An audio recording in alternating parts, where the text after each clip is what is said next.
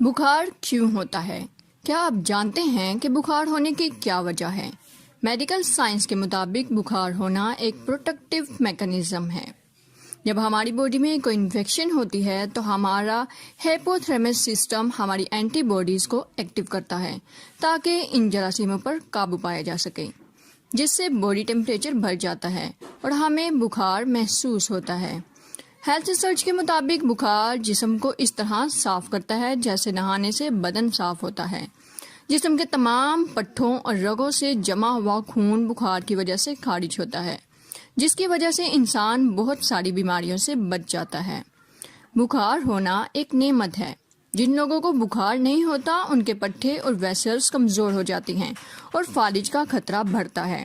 اگر آپ کو بخار ہوتا ہے تو آپ کو آرام کرنا چاہیے، زود ہضم غذا استعمال کرنی چاہیے۔ اگر بخار 48 گھنٹے تک کم نہ ہو تو بروقت ڈاکٹر سے رجوع کرنا چاہیے۔